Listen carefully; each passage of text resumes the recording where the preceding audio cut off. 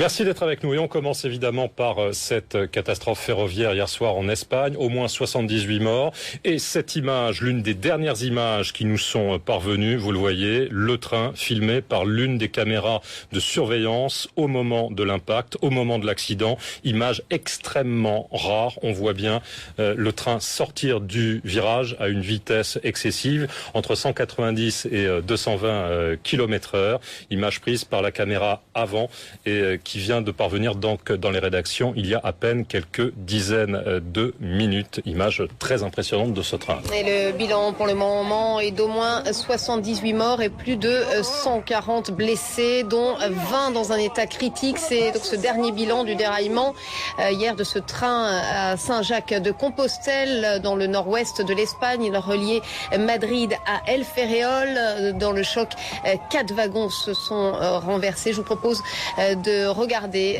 cette séquence filmée par des amateurs.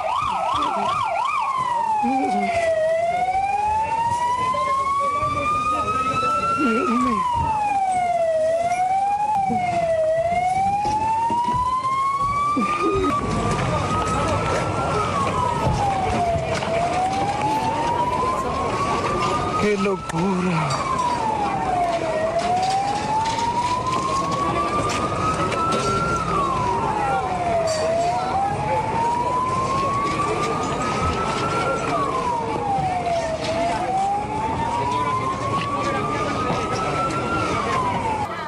Et voilà pour ces images amateurs qui nous sont parvenues filmées par un voisin de la gare.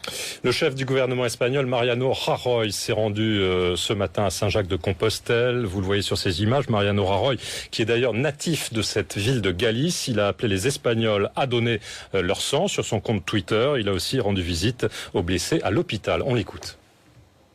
C'est aujourd'hui une journée particulièrement difficile. Nous avons vécu un terrible accident, dramatique, qui, je le crois, restera gravé dans nos mémoires.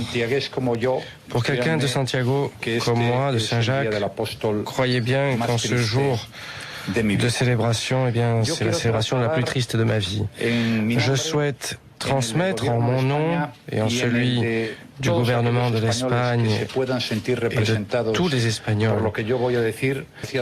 mes plus sincères condoléances à toutes les familles des victimes qui sont bien trop nombreuses. Je souhaite dire à ces familles et à ses amis, à ses proches, qu'ils ne seront pas seuls et que la solidarité de l'ensemble des Espagnols sera avec eux toujours.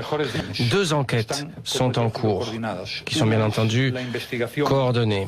La première est une enquête d'ordre judiciaire et puis également une enquête de la commission d'enquête des accidents ferroviaires qui dépendent du ministère des Transports.